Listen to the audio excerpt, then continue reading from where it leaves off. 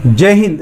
Class 12 के बच्चों को भली भांति पता होगा कि अभी हम लोग क्लास 12 मैथ्स में बुक RS अग्रवाल से डिफरेंशियल इक्वेशन को बना रहे हैं।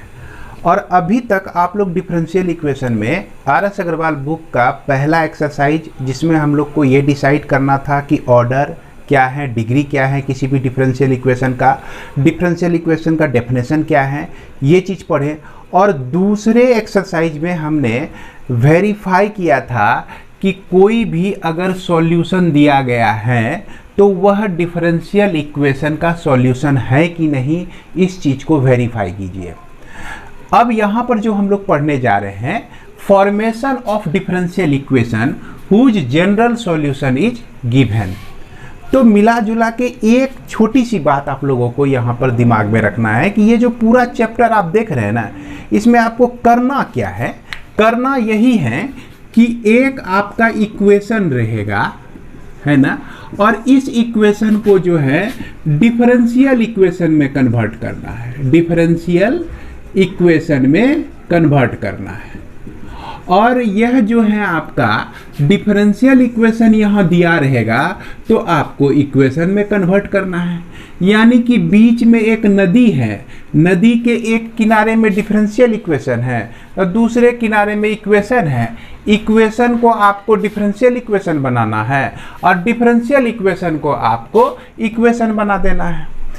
अब यहीं पर देखिए कि ये जो कह रहा है कि फॉर्मेशन ऑफ डिफरेंशियल इक्वेशन हो जनरल सॉल्यूशन इज गिवन। तो डिफरेंशियल इक्वेशन और यह इक्वेशन, इस इक्वेशन को हम लोग सॉल्यूशन भी कहते हैं, सॉल्यूशन ऑफ डिफरेंशियल इक्वेशन भी कहते हैं। इसी इक्वेशन को, इस डिफरेंशियल इक्वेशन का सॉल्यूशन ऑफ डिफरेंशियल इक्वेशन भी कहते हैं। और ये डिफरेंशियल इक्वेशन का जो सॉल्यूशन होता है, आप पढ़े थे दो तरह का होता है। एक होता है जनरल सॉल्यूशन होता है और दूसरा जो होता है पर्टिकुलर सॉल्यूशन होता है। और ये सारा सॉल्यूशन जो है, सॉल्यूशन यानी कि ये इक्वेशन है। अब इस इक्वेशन के बारे में थोड़ा सा विचार करते हैं हम लोग कि आखिर ये इक्वेशन है क्या। आप लोग जानते हैं इक्वेशन क्या है। आप लोग सर्कल का इक्वेशन पढ़े, पैराबोला का इक्वेशन पढ़े, इलिप्स का इक्वेशन पढ़े, क्लास 11 में स्ट्रेट लाइन का इक्वेशन पढ़े, बहुत सारा इक्वेशन पढ़े हुए हैं। और क्लास 10 में आपने इक्वेशन का परिभाषा भी पढ़ा है, इक्वेशन का डेफिनेशन क्या होता है यह भी आप लोग पढ़े हुए हैं। अगर याद नहीं है तो मैं यहाँ पर याद दिलाने की कोशिश करता हूँ। इक्वेशन का डेफिनेशन हम लोग इस तरह से कह सकते हैं कि a relation of equality involving variables which is true for some particular value of its variable. Variable के किसी खास मानों के लिए अगर यह रिलेशन इक्वलिटी का ट्रू होता है तो उसको हम लोग इक्वेशन कहते हैं। इसी के साथ पढ़े होंगे आइडेंटिटी, यह भी रिलेशन ऑफ इक्वलिटी होता है इन्वॉल्विंग वेरिएबल्स, वेरिएबल को इन्वॉल्व किए रहता है और वह वेरिएबल हर एक मानों के लिए वह इक्वलिटी का जो रिलेशन होता है वो ट्रू होता है, उसको हम लोग आइडेंटिटी कहते हैं, तादात्म्य कहते हैं। तो इक्वेशन से हम लोग जान रहे हैं कि अभी तक तो बहुत सारा इक्वेशन पढ़ चुके हैं। आप लोग जितना भी इक्वेशन पढ़े, पहले क्लास 10 में चलिए, 10 में आपने पढ़ा लीनियर इक्वेशन। लीनियर इक्वेशन को आपने सॉल्व किया तो आपको एक स्ट्रेट लाइन मिला, कोई एक ही स्ट्रेट लाइन न मिला। अब यहाँ पर देखिए कि अगर y equal to 2x plus 4 है तो यह आपका लीनियर इक्वेशन जो है एक लाइन को रिप्रेजेंट करेगा। अब यहाँ पर क्या करते हैं, y equal to 2x plus c कर देते हैं हम लोग। तो यह क्या करता है कि फैमिली ऑफ लीनियर इक्वेशंस को रिप्रेजेंट कर रहा है। c का मान जो है अगर हम अलग अलग रखते हैं, जैसे यहाँ 1 रखते हैं तो कोई दूसरा लीनियर इक्वेशन, कोई दूसरा ग्राफ मिल जाएगा। यहाँ 2 रखते हैं तो दूसरा स्ट्रेट लाइन मिल जाएगा, 3 रखते हैं तो तीसरा स्ट्रेट लाइन मिल जाएगा आपको, 4 रखते हैं तो इस तरह से यह आपका फैमिली ऑफ लीनियर इक्वेशन को रिप्रेजेंट करता है। तो यहाँ पर आप लोग जितने भी सॉल्यूशन देखेंगे, ये सॉल्यूशन किसका देखेंगे भैया, यह आपका डिफरेंशियल इक्वेशन का सॉल्यूशन देखेंगे। और इस सॉल्यूशन में आपका आर्बिटरी कांस्टेंट रहेगा, आर्बिटरी कांस्टेंट रहेगा, अगर आर्बिटरी कांस्टेंट इसमें है, जैसा कि आप यहाँ देखें आर्बिटरी कांस्टेंट, तो यह फैमिली ऑफ कर्व को रिप्रेजेंट करता है, फैमिली ऑफ कर्व को रिप्रेजेंट करता है। तो यहाँ थोड़ा सा रुक के सोच लीजिएगा कि यहाँ से आप इसका सेंस ले सकते हैं, समझदारी ले सकते हैं कि ये कैसे फैमिली ऑफ कर्व को रिप्रेजेंट करता है। अगर मान लीजिए कि यह इक्वेशन आपका इलिप्स का है और इलिप्स में कोई आर्बिटरी कांस्टेंट है, तो वह आपके फैमिली ऑफ इलिप्स को रिप्रेजेंट करता है। तो जब भी डिफरेंशियल इक्वेशन को आप सॉल्व कीजिएगा तो उसका सॉल्यूशन जो है कितने तरह का निकलेगा, 2 तरह का निकलेगा। जनरल सॉल्यूशन जो कि फैमिली ऑफ कर्व्स का कर्व होगा, और पर्टिकुलर सॉल्यूशन जब उस आर्बिटरी वैल्यू का मान हम लोग रख देते हैं तो वह आपका पर्टिकुलर सॉल्यूशन हो जाता है। ये तो बात थी आपका पिछले ही बहुत सारी बातों में से कुछ बात का रिपीटेशन था, लेकिन यहाँ पे हम लोगों को पढ़ना है कि फॉर्मेशन ऑफ डिफरेंशियल इक्वेशन। अब डिफरेंशियल इक्वेशन का फॉर्मेशन अगर करना है हमको, तो हमको क्या दिया रहेगा, इक्वेशन दिया रहेगा। इक्वेशन कैसा दिया रहेगा, विथ आर्बिटरी कांस्टेंट दिया रहेगा, और यह इक्वेशन को ही हम लोग सॉल्यूशन ऑफ डिफरेंशियल इक्वेशन कहते हैं। अब आपको मैं बता रहा हूँ कि अभी तक आपने जो भी पढ़ा, एक्सरसाइज RS अग्रवाल बुक में पहला एक्सरसाइज जो आपने बनाया, उसमें आपने पढ़ा कि डिग्री और ऑर्डर हम लोग किस तरह से प्राप्त कर सकते हैं। डिग्री ऑर्डर के बारे में आप जान रहे हैं। उसके बाद दूसरा एक्सरसाइज जो बनाया आपने, उसमें आपको इक्वेशन दिया रहता था, है ना। जैसे एक प्रॉब्लम हमने लिखा है, verify that y equal to a cos 2x plus b sin 2x is a solution of differential equation, और इस डिफरेंशियल इक्वेशन का सॉल्यूशन ये है। ये क्या है, आपका इक्वेशन है, तो इसका सॉल्यूशन ये है, इस चीज को वेरीफाई कीजिए। तो दूसरे शब्दों में कि इस इक्वेशन का डिफरेंशियल इक्वेशन जो है ये ही है, इस चीज को वेरीफाई करिए। बात तो बराबर ही है ना, है कि नहीं, बात तो बराबर ही है। वेरीफाई करना है, इसका डिफरेंशियल इक्वेशन ये होगा, अगर ये डिफरेंशियल इक्वेशन है तो इसका सॉल्यूशन ये होगा। तो यहाँ पर इस तरह का एक चैप्टर में पूरा इस तरह का सिंपल प्रॉब्लम हम लोग बना चुके हैं। अब जो बाबू आप लोगों को प्रॉब्लम दिया जाएगा, उसमें जो है नदी के एक पार का चीज दिया जाएगा, दूसरे पार का चीज आपको नहीं दिया जाएगा। कहने का मतलब कि यहाँ तो आपको इक्वेशन दे देगा, विथ आर्बिटरी कांस्टेंट दे देगा, और कहेगा कि डिफरेंशियल इक्वेशन आप बनाइए। या नहीं तो दूसरे तरह से क्या होगा कि डिफरेंशियल इक्वेशन आपको दे देगा और कहेगा कि आप जो है इक्वेशन यानी सॉल्यूशन ऑफ डिफरेंशियल इक्वेशन को ढूंढिए। अब जब उसको ढूंढेंगे तो बाद में आपको पता चलेगा कि वह जो है जनरल सॉल्यूशन है या पर्टिकुलर सॉल्यूशन है, प्रॉब्लम के कंडीशन पर पता चलता है। यानी कि इस पूरे डिफरेंशियल इक्वेशन में आपको कभी नदिया के उस पार, कभी नदिया के इस पार है तो equation solution of differential equation, उस पार है तो डिफरेंशियल इक्वेशन, अगर उस पार से इस पार आ रहे हैं तो फिर डिफरेंशियल इक्वेशन से सॉल्यूशन तक आना है आपको। तो आज जो हम लोग बनाने जा रहे हैं, क्या बनाने जा रहे हैं भैया, ये आपका जनरल सॉल्यूशन दिया गया है और इसके बाद डिफरेंशियल इक्वेशन आपको यहाँ पे आपको जनरल सॉल्यूशन दिया गया है। जनरल सॉल्यूशन कहने का मतलब हो गया कि इक्वेशन आपको दिया गया है, equation of family of curve, family of curve. तो फैमिली ऑफ कर्व तो अभी तुरंत आप लोगों का कंफ्यूजन हमने दूर किया है फैमिली ऑफ कर्व से रिलेटेड। और ये फैमिली ऑफ कर्व में क्या होगा कि आर्बिटरी कांस्टेंट रहेगा, आर्बिटरी कांस्टेंट रहेगा। और यह आर्बिटरी कितने कांस्टेंट हैं, एक भी हो सकते हैं, दो भी हो सकते हैं, तीन भी हो सकते हैं। तो मान लेते हैं कि यहाँ पर n आर्बिटरी कांस्टेंट है, आर्बिटरी कांस्टेंट दिया रहेगा।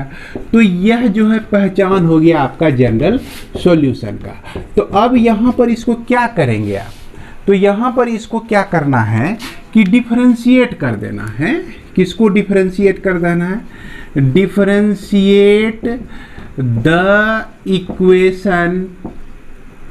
Equation of family of curve n times to get more n equations, है ना। और n इक्वेशन को हम लोग को प्राप्त करना है तो हम n टाइम्स इसको डिफरेंशिएट कर दिए। अब तीसरे स्टेप में देखिएगा कि यू गेट n+1 इक्वेशंस, आपको जो हैं कितने इक्वेशंस मिल जाते हैं? n+1 इक्वेशंस मिल जाते हैं। अब चौथा स्टेप में आप क्या करें? Eliminate all n arbitrary constant, all n arbitrary constant, सभी आर्बिटरी कांस्टेंट को आप एलिमिनेट कर दें using above all equations, using above n+1 equations को यूज करना है आपको, इक्वेशंस। अब फाइनली जो है आप क्या करते हैं? We get the required differential equation. अब जो है हम लोगों को डिफरेंशियल इक्वेशन मिल जाता है। तो ये तो भैया नियम वाली बात थी। कोई चीज़ का थ्योरी पढ़िएगा ना तो अटपटा लगेगा ही, लेकिन जब उसको प्रैक्टिकल में उतारिएगा तो बहुत आसान लगेगा आपको। अब जो है हम लोग क्या करेंगे, इसका जो प्रॉब्लम है उसको हम लोग बनाते हैं। जैसे आप अपने बुक में है ना एक्सरसाइज 3 देखिए, आर.एस. अग्रवाल बुक में डिफरेंशियल इक्वेशन निकालिए और उसमें जो 3 एक्सरसाइज है उसमें सी लिखा होगा, हालांकि मेरे बुक में जो है 1C लिखा हुआ है। तो उस 3 एक्सरसाइज का पहला प्रॉब्लम में आपका दिया गया है एक डिफरेंशियल इक्वेशन, जनरल सॉल्यूशन दिया गया है, x² y² = a² दिया गया है, ये पहला नंबर। और इससे जो है आपको डिफरेंशियल इक्वेशन बनाना है। तो बनाने के लिए हम लोग क्या करेंगे? अब यहाँ पर देख रहे हैं कि आर्बिटरी कांस्टेंट क्या गो है? a है, एक ही है। तो इसको क्या इस रूल के हिसाब से क्या होता है कि अगर n आर्बिटरी कांस्टेंट है तो n टाइम्स इसको डिफरेंशिएट करते हैं। अगर एक आर्बिटरी तो कांस्टेंट है तो इसको एक बार हम लोग डिफरेंशिएट करेंगे। ये इक्वेशन नंबर 1 हो जाएगा। और इसको जब डिफरेंशिएट करते हैं तो dy/dx = 0 और यह आपका x + y dy/dx = 0। यह हो गया फ्री फ्रॉम आपका आर्बिटरी कांस्टेंट से फ्री हो गया। तो यही आपका क्या हो गया? डिफरेंशियल इक्वेशन हो गया क्वेश्चन नंबर 1 का। इसके बाद देखिए आगे क्वेश्चन नंबर 3 देखते हैं हम लोग। इसमें दिया गया है question number 3 y = ae⁻²x + be⁻−2x दिया गया है। क्लियर है? तो क्वेश्चन नंबर 3 में जो दिया गया है तो यहाँ देख रहे हैं कि आर्बिटरी कांस्टेंट 2 गो है। क्या गो है भैया? 2 आर्बिटरी कांस्टेंट आपको दिया गया है। थ्योरी कहता है कि अगर 2 गो आर्बिटरी कांस्टेंट दिया रहे तो 2 बार इसको डिफरेंशिएट कर दीजिए। तो 2 बार डिफरेंशिएट करते हैं तो ये तो एक पहला इक्वेशन हो गया। और dy/dx = a आपका कांस्टेंट के तरह है, e⁻²x और फिर 2x का डिफरेंशिएशन में 2 आ जाएगा आपका। और फिर उसके बाद देखिए b कांस्टेंट रहेगा e⁻−2x और फिर -2x को डिफरेंशिएट करेंगे तो -2 आएगा। तो इसीलिए यहाँ पहले ही माइनस हम लिख दिए थे, तो -2b e⁻−2x आ जाएगा। ये आपका दूसरा इक्वेशन हो गया। फिर से इसको अगर डिफरेंशिएट करते हैं तो d2y/dx²। अब यहाँ पर आपको ये कन्फ्यूजन तो नहीं होना चाहिए कि सर फिर से क्यों डिफरेंशिएट कर दिए। यहाँ 2 गो आर्बिटरी कांस्टेंट हैं तो 2 बार डिफरेंशिएट करेंगे, 3 गो आर्बिटरी कांस्टेंट है तो 3 बार डिफरेंशिएट करेंगे, सीधा फंडा है, समझ रहे हैं ना बात को।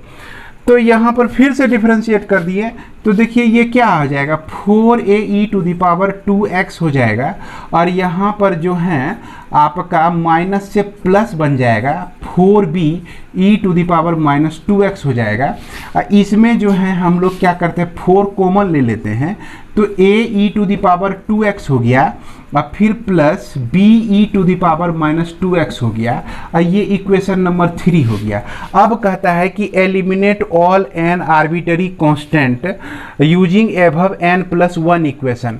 अब देखिए n टाइम्स डिफरेंशिएट किए हैं, यानी कि 2 टाइम्स डिफरेंशिएट किए हैं तो 2 गो एक्स्ट्रा इक्वेशन मिला, एक इक्वेशन पहले से है तो 3 हुआ, तो 2 + 1 कितना होता है, 3 हो जाता है।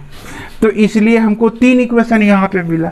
अब इसके जगह पे हम देख रहे हैं कि इसका चेहरा जो है दोनों एक ही तरह का है ना, इसके बदले हम y रख सकते हैं, तो इसलिए d2y/dx² = 4 इंटू इसके बदले हम लोग y लिख देंगे, और यही चीज़ हो जाएगा d2y/dx² - 4y = 0। ये आपका डिफरेंशियल इक्वेशन हो जाएगा।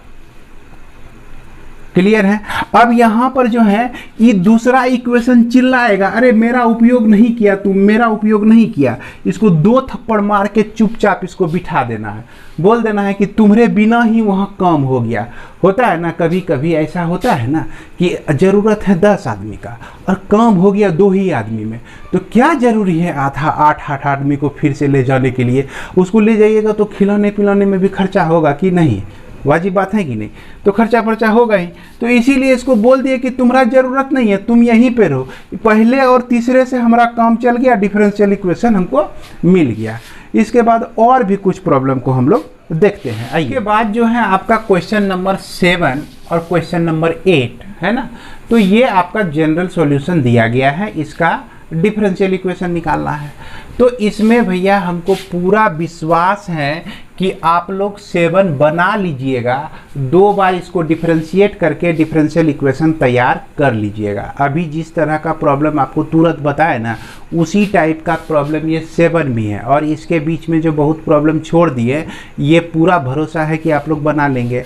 लेकिन थोड़ा सा दिक्कत आपको कर सकता है 8, तो ये भी ज़्यादा दिक्कत नहीं करेगा। और यहाँ भी देख रहे हैं कि हम 2 यहाँ आर्बिटरी कांस्टेंट हैं, तो इसको 2 बार पहले डिफरेंशिएट करते हैं, तो यह y² = b × a² - x², ये एक इक्वेशन हो गया। अब फिर 2y/dx = b कांस्टेंट रखिए, और a² का डिफरेंशिएशन 0 होता है, x² का डिफरेंशिएशन 2x होता है, तो इस तरह से -2bx आपको मिल जाता है। यह इक्वेशन नंबर आपका 2 हो गया। फिर से एक बार डिफरेंशिएट करते हैं, तो डिफरेंशिएशन करने से पहले ये 2 को हटा देते हैं। अब यहाँ जो है ना, यह u × v के फॉर्म में है, u × v के फॉर्म में।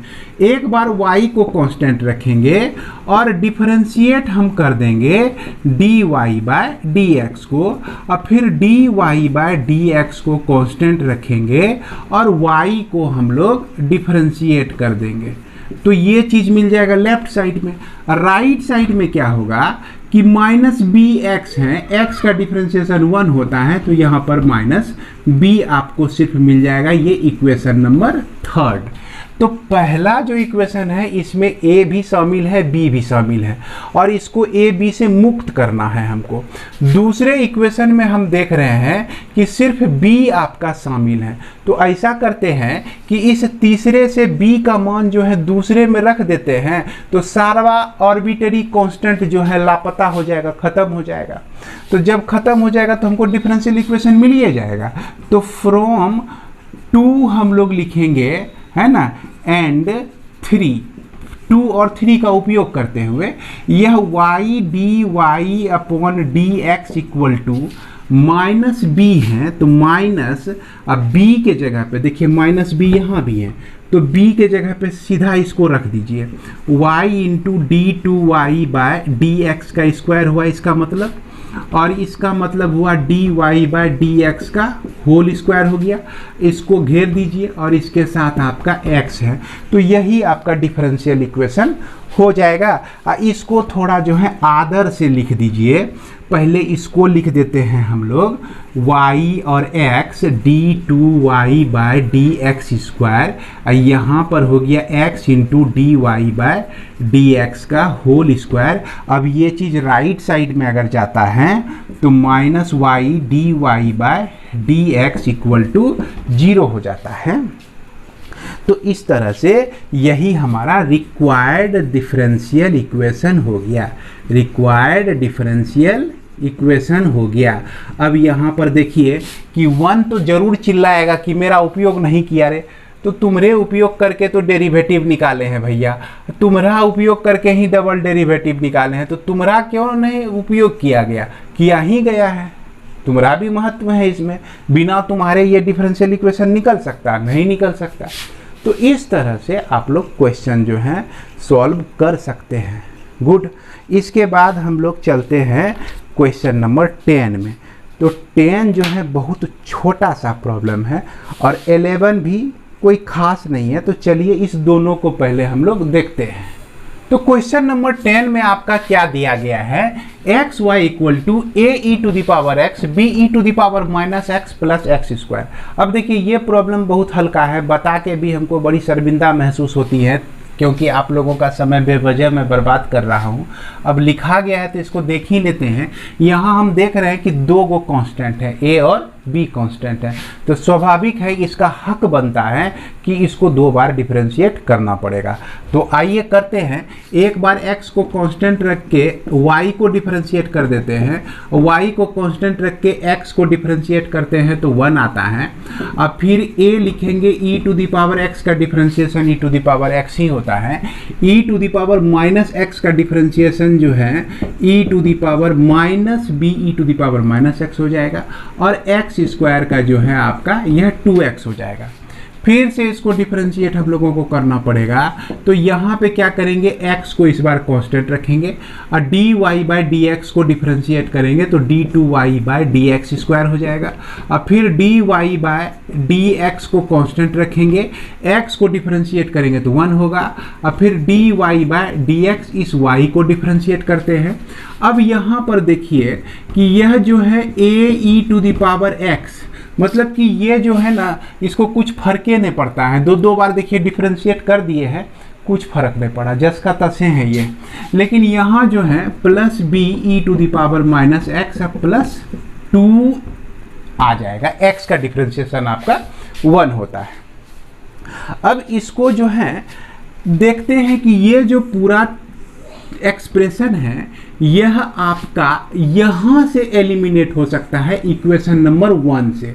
अगर इक्वेशन नंबर 1 में हम देखें कि इसका जो है वैल्यू कितना है, तो इसका वैल्यू देखने से समझ में आता है कि इसको हम एक्स वाई माइनस एक्स का स्क्वायर लिख सकते हैं, और ये आपका प्लस 2, और इधर लेफ्ट साइड में x d two y by d x का square plus 2 d y by d x equal to इतना लिख सकते हैं।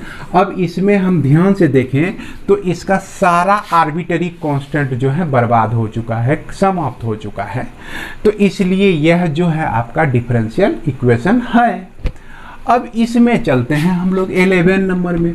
तो 11 नंबर में देखिए आर्बिटरी कांस्टेंट जो है एक ही है, सिर्फ a है, और इससे हमको डिफरेंशियल इक्वेशन बनाना है। और ये a जो है 2 जगह पे आया हुआ है, देखिए परेशान करने के लिए 2 जगह पे आया हुआ है, तो कोई बात नहीं है, घबराना नहीं है, तुरंत इसको डिफरेंशिएट कीजिए एक बार। तो 2x plus 2y d y by d x हो गया, इक्वल टू ए स्क्वायर का डिफरेंशिएशन 0, और फिर 2a इंटू वाई का differentiation d y by d x.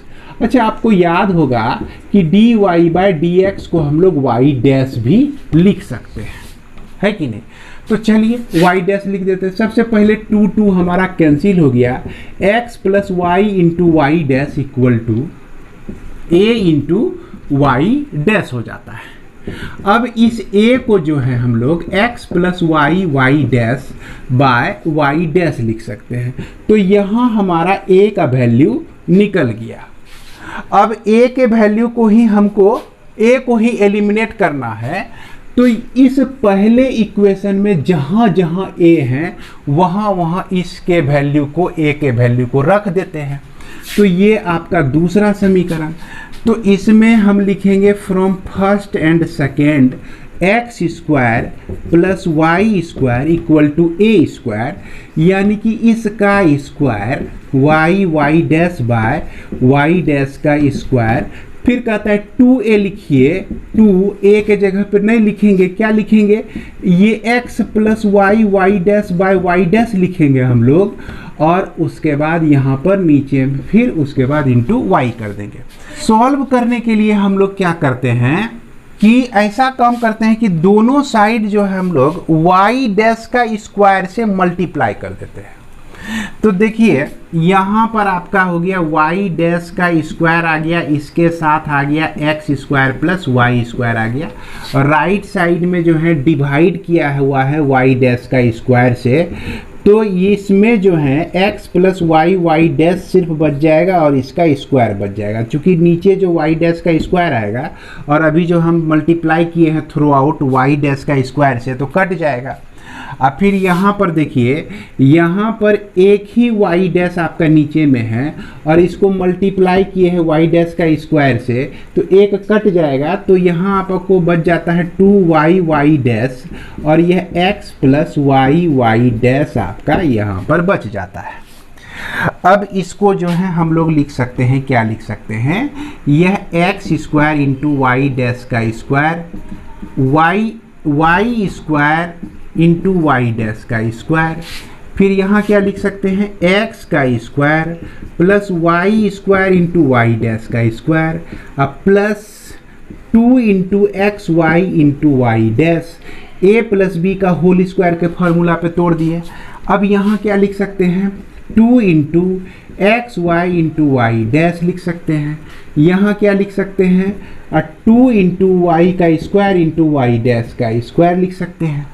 अब दोनों साइड देखिए कि यहाँ पर y का स्क्वायर वाई डैश का स्क्वायर इधर भी है, y का स्क्वायर वाई डैश का स्क्वायर इधर भी है, तो ये दोनों हमारा क्या हो जाएगा, कट जाएगा।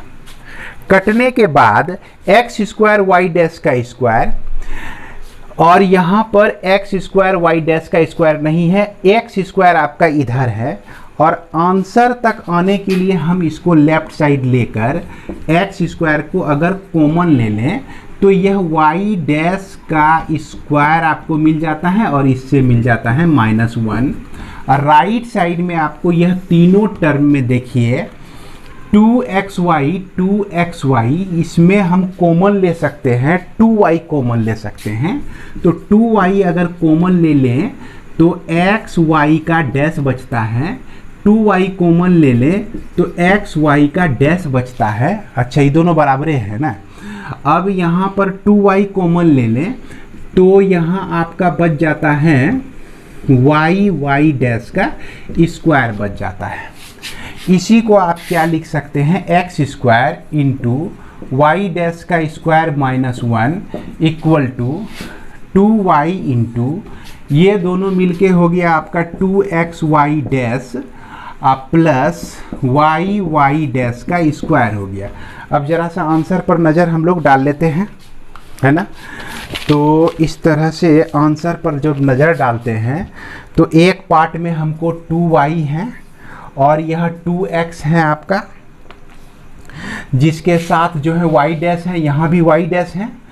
तो इसमें क्या कीजिए, है ना, एक y डैश को बाहर निकाल दीजिए चूँकि दोनों में के साथ y डैश हैं, और यह राइट साइड में जो है ऐसा कर देते हैं कि एक्स स्क्वायर माइनस कॉमन लेके इसको 1 माइनस वाई डैश का स्क्वायर लिख सकते हैं।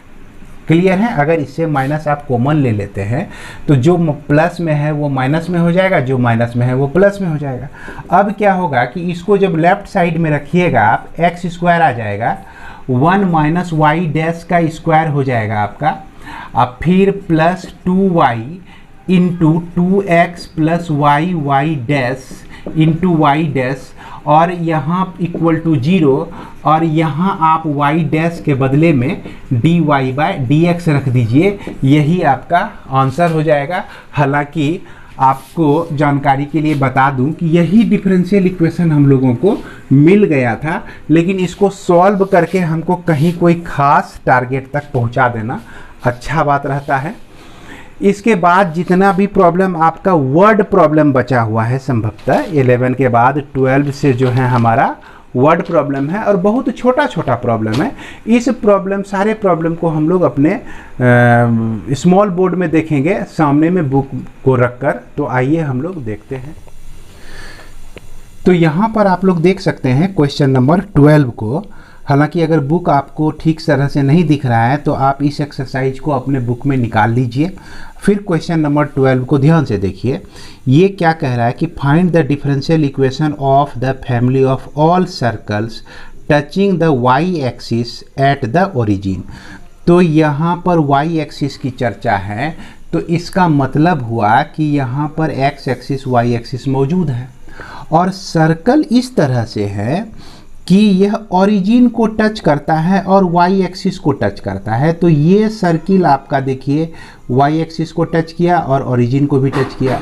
फिर दूसरा सर्कल हम ड्रॉ किए तो यह वाई एक्सिस को टच किया और ओरिजिन से होके गुजरा है।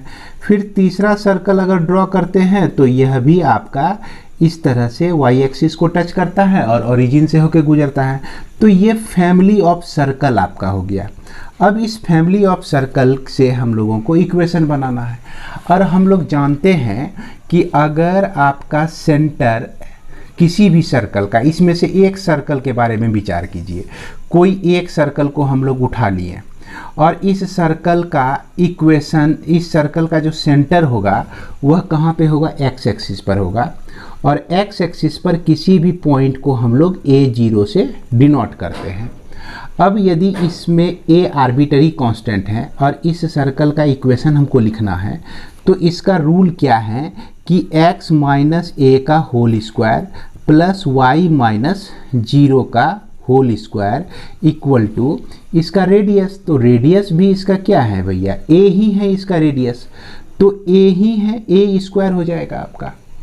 तो अब यहाँ पर आप लोगों को ये समझना है कि यह जो आपका इक्वेशन जो मिला है, यह वैसा इक्वेशन है जो इस फैमिली ऑफ सर्कल को रिप्रेजेंट करता है।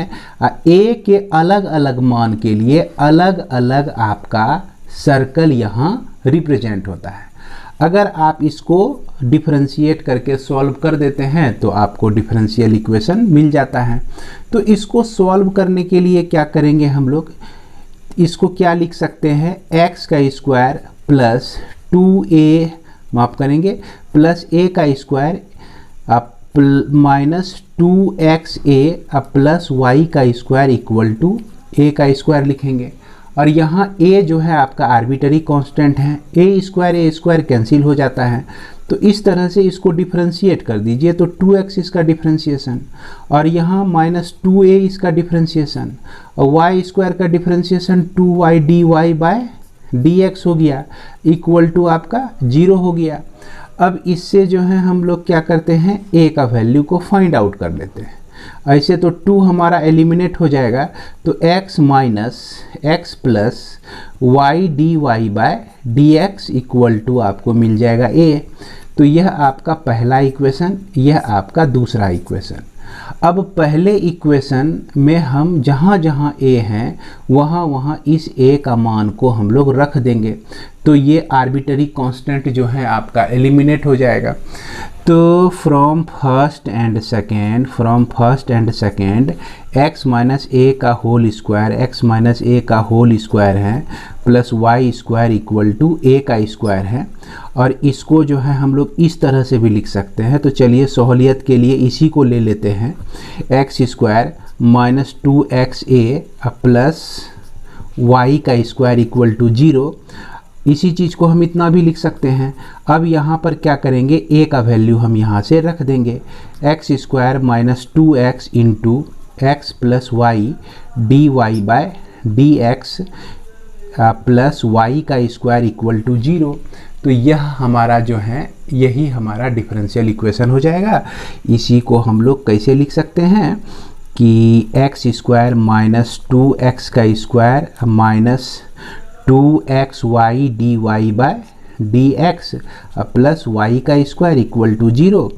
अब इससे जो है आपको माइनस एक्स स्क्वायर मिला, और यहाँ पर आपका minus 2xy dy by dx है प्लस y का स्क्वायर इक्वल टू 0। अब इसमें माइनस से मल्टीप्लाई कर दीजिए थ्रू आउट, तो ये हो जाएगा आपका 2xy dy बाय dx हो जाएगा, जो माइनस में है वो आपका प्लस में बन जाएगा। तो plus x square minus y का स्क्वायर इक्वल टू आपका 0 हो जाता है। और इसी को आप 2xy dy by dx equal to क्या लिख सकते हैं, y square minus x square. अगर इसको हम राइट साइड में लेके चले जाते हैं तो यही हमारा डिफरेंशियल इक्वेशन प्राप्त हो जाता है। तो इस तरह से हम लोगों को सॉल्व करना है इस क्वेश्चन को। इसके बाद जो आपका दिया गया है क्वेश्चन नंबर 13, तो 13 में आपका दिया गया है कि find the differential equation of the family of the parabolas having the vertex at origin. यह जो पैराबोला का फैमिली दिया गया है आपका, है ना, वर्टिसेस जो है ओरिजिन है and axis along the positive y axis.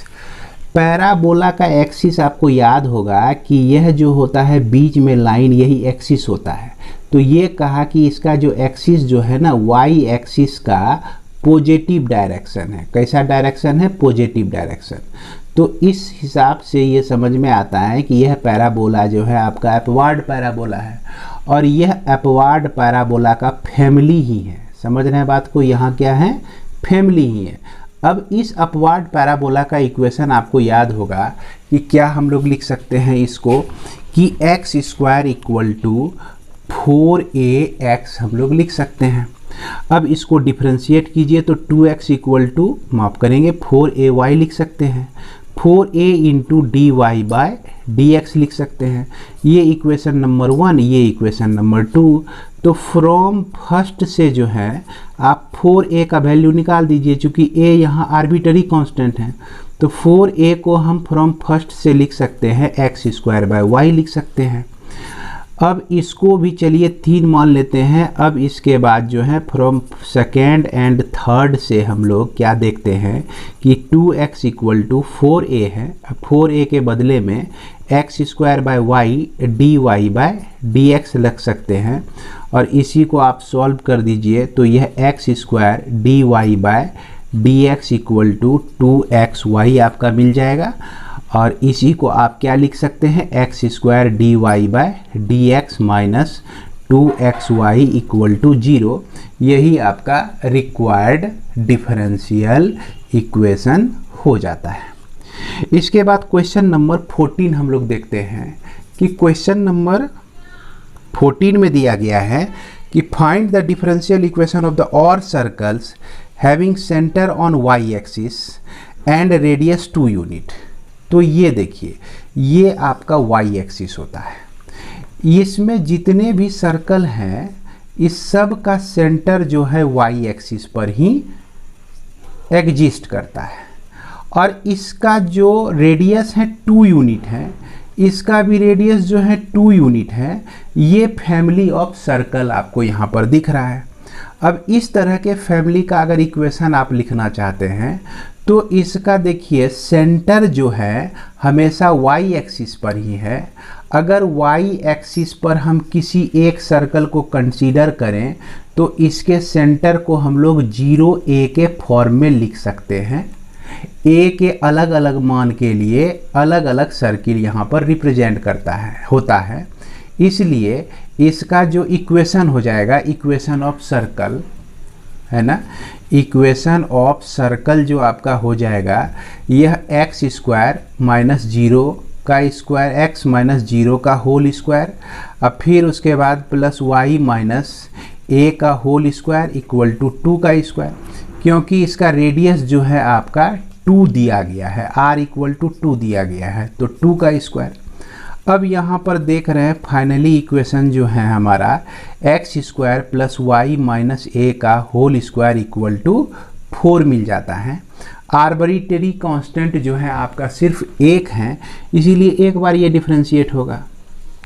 तो इसको डिफरेंशिएट करते हैं तो यहाँ एक्स स्क्वायर का डिफरेंशिएशन जो होता है आपका 2x हो जाता है, और 2y minus a d y by d x equal to आपको 0 मिल जाता है। और इसको आप क्या लिख सकते हैं कि 2y minus a d y by d x equal to minus 2x लिख सकते हैं। यहाँ पर 2 आपका कैंसिल हो गया। 2 जब कैंसिल हो गया तो इसको, इस दोनों को दोनों साइड में स्क्वायर डाल देते हैं। क्या कर देते हैं, स्क्वायरिंग बोथ साइड्स कर देते हैं। तो y माइनस ए का whole square d y by d x का whole square equal to x square हो जाता है। और y माइनस ए का स्क्वायर जो है आपका यहाँ से निकाल लीजिए, ये आपको क्या दे देगा कि x square plus y minus a का होल स्क्वायर इक्वल टू 4 है। y माइनस ए का स्क्वायर जो हो जाएगा 4 माइनस एक्स का स्क्वायर हो जाएगा। तो यह इक्वेशन नंबर 1 ही है आपका। तो फ्रॉम फर्स्ट से हम क्या लिख सकते हैं, यहाँ से लिख सकते हैं, इसके बदले में इसको लिख सकते हैं। तो 4 माइनस एक्स का square d y by d x का whole square equal to x का स्क्वायर। अब इसको जो है हम लोगों को क्या करना है, सॉल्व करेंगे। तो यह एक्स स्क्वायर सबसे पहले 4 into d y by d x का होल स्क्वायर माइनस एक्स का square d y by d x का whole square equal to x का स्क्वायर। अब इस एक्स स्क्वायर इसको जो है राइट साइड लेके चले जाइए आप।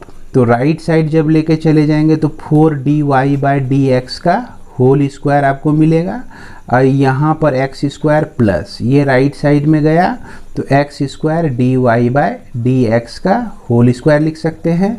इसमें एक्स स्क्वायर हम कॉमन ले लिए तो ये आपका 1 plus d y by d x का होल स्क्वायर हो गया, और इधर जो है 4 into d y by d x का होल स्क्वायर है। इसको उठा के जो है यहाँ पर डिवाइड कर दीजिए, d y by d x का होल स्क्वायर से इसको डिवाइड कर दीजिए। तो आप देखिएगा कि फाइनली जो आपके बुक में आंसर हैं, क्या है आंसर, जो आंसर है वहाँ तक आप लोग पहुँच जाते हैं। 1 plus 1 by d y by d x का होल स्क्वायर इक्वल टू 4, यही आपका रिक्वायर्ड डिफरेंशियल इक्वेशन हो जाता है। क्लियर है। इसके बाद हम लोग देखते हैं क्वेश्चन नंबर 15। इसके बाद आपका क्वेश्चन नंबर 15। तो क्वेश्चन नंबर 15 में आप देख सकते हैं कि दिया गया है कि find the differential equation of the family of circle having the centre on the x axis and passing through the origin. तो यह क्वेश्चन जो है, और इस तरह का जो क्वेश्चन बनाया आप, वाई एक्सिस को यहाँ पर टच कर रहा था, और यहाँ पर जो है सर्कल जो है सेंटर इसका एक्स एक्सिस पे है, आप पासिंग थ्रू द ओरिजिन, बात बराबर ही है, दोनों एक ही तरह का प्रॉब्लम है। जैसे देखिए इसके फिगर को मैं आपको दिखाता हूँ कि यह जो फैमिली ऑफ सर्कल है इसमें दिया गया है कि सेंटर एक्स एक्सिस पे है और यह आपका ओरिजिन से होकर गुजर रही है। तो एक ओरिजिन से होकर गुजरा, इसका सेंटर एक्स एक्सिस पर है, फिर यह ओरिजिन से होकर गुजरा, इसका सेंटर एक्स एक्सिस पे ही है, फिर यह ओरिजिन से होके गुजरा, इसका सेंटर आपका एक्स एक्सिस पे है। तो एक्स एक्सिस पर कोई भी पॉइंट जो होगा ए जीरो के फॉर्म में होगा और इसका इक्वेशन जो हो जाएगा एक्स माइनस ए का स्क्वायर प्लस वाई का स्क्वायर इक्वल टू ए का स्क्वायर। यानी कि आप जो है जिस तरह से यह क्वेश्चन नंबर 12 को सॉल्व किए हैं उसी तरह से आपका यह भी प्रॉब्लम सॉल्व होगा। दोनों सेम प्रॉब्लम है। कहने का मतलब कि कान उल्टा पकड़िए या सीधा पकड़िए, बात यही है कि थोड़ा सा घुमा के बात कहा है, थोड़ा सा इधर से घुमा के कहा है, लेकिन दोनों बात आपका सेम ही है। इसके बाद क्वेश्चन नंबर 16 में आपका दिया गया है क्या कि यह आपका x square by a square plus y square minus y square by b square equal to 1 दिया गया है, जहां ए और बी आपका आर्बिटरी कांस्टेंट है, आर्बिटरी कांस्टेंट है। तो इसका डिफरेंशियल इक्वेशन आपको निकालना है। तो इसके लिए हम लोग को क्या करना है कि इसको 2 बार डिफरेंशिएट कर देना है। जैसे आप देखिए एक्स स्क्वायर का डिफरेंशिएशन 2x बाय ए का square minus 2y by b का square dy by dx equal to 0 होता है। अब क्या किए हम लोग, 2 दोनों से कॉमन लेके राइट साइड में डिवाइड कर दिए। ये इक्वेशन नंबर 1। तो x बाय ए का square minus y by b का square dy by dx equal to 0 होगा। अब इसको जो है दूसरा इक्वेशन मान के अगेन इसको डिफरेंशिएट कर दीजिए, आप अगेन डिफरेंशिएट कर दीजिए। तो x का डिफरेंशिएशन जो होता है 1 होता है, 1 बाय ए स्क्वायर हो गया। अब फिर यहाँ माइनस 1 बाय बी स्क्वायर तो आपका बाहर निकल जाएगा और यह जो है आपका u इंटू भी के फॉर्म में डिफरेंशिएट होगा। एक बार y को कांस्टेंट रखेंगे, dy बाई डी को डिफरेंशिएट करेंगे तो d2y बाई डी स्क्वायर हो जाएगा। फिर dy बाई डी को हम लोग कांस्टेंट रखेंगे और फिर y को डिफरेंशिएट करते हैं तो dy बाई डी आपको मिल जाता है। इस तरह से इक्वल टू 0। अब ये चीज़ देखिए कि आपका 1 by a square equal to minus 1 by b square into y d2y by dx का square plus dy by dx का होल स्क्वायर, ये चीज़ आपको मिलता है। अब इस चीज़ को अगर हम राइट साइड ले जाते हैं तो यह आपका यहाँ पर प्लस में हो जाता है और इस स्थिति में इसको हम क्या लिख सकते हैं, b square by a square equal to y into d2y by dx का square plus dy by dx का होल स्क्वायर, इस तरह से लिख सकते हैं। तो इस तरह से ये इक्वेशन नंबर आपका 3rd हो गया। अब इसमें क्या करना है, आपको पहला इक्वेशन को भूल जाइए, दूसरे को और तीसरे को उठाइए और इस दोनों से आप b square by a square को एलिमिनेट कीजिए। अगर थोड़ा देर के लिए देखा जाए कि अगर इस इक्वेशन को हम थ्रो आउट बी स्क्वायर से डिवाइड कर मल्टीप्लाई कर दें तो b square by a square into x minus y into d y by d x equal to आपको 0 मिलता है। अब इससे जो है इसको आप राइट साइड में ले जाते हैं तो यह आपका हो जाता है y into d y by d x आपको मिलता है, इतना बराबर इतना मिलता है। अगर इस x को भी राइट साइड में लाते हैं तो y बाय एक्स मिल जाता है। यानी कि इसके बदले में जो है आप क्या रख सकते हैं, इसके बदले में यहाँ पर y by x into d y by d x रख सकते हैं equal to y d two y by d x का square plus d y by d x का होल स्क्वायर। तो यही आपका क्या हो जाएगा, रिक्वायर्ड डिफरेंशियल इक्वेशन हो जाएगा। और इसी को आप अरेंज करके ऐसे भी लिख सकते हैं, यहाँ पर अगर हम कॉमन ले लें x तो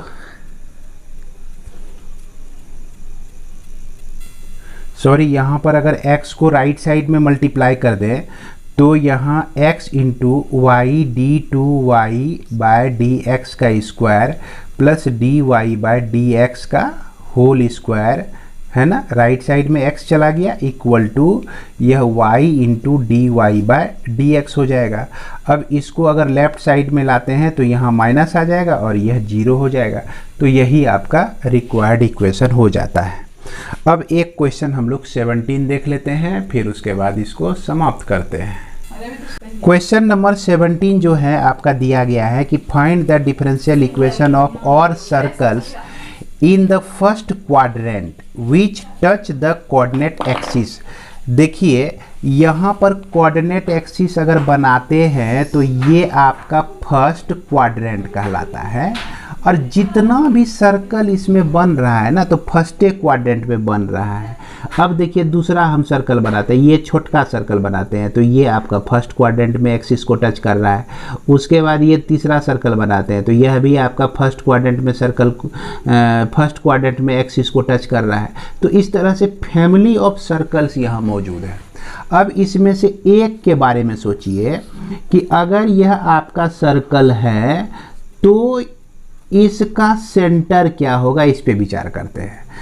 तो यहाँ से एक परपेंडिकुलर हम ड्रॉ करते हैं, यहाँ से भी एक परपेंडिकुलर ड्रॉ करते हैं। तो ये जो होगा ना सेंटर ही होगा, क्योंकि आपको याद होगा क्लास 10 में पढ़े हुए थे कि perpendicular from the point of contact to a line segment through the center and the point of contact is perpendicular to the tangent के परपेंडिकुलर होता है, या radius is always perpendicular to the tangent.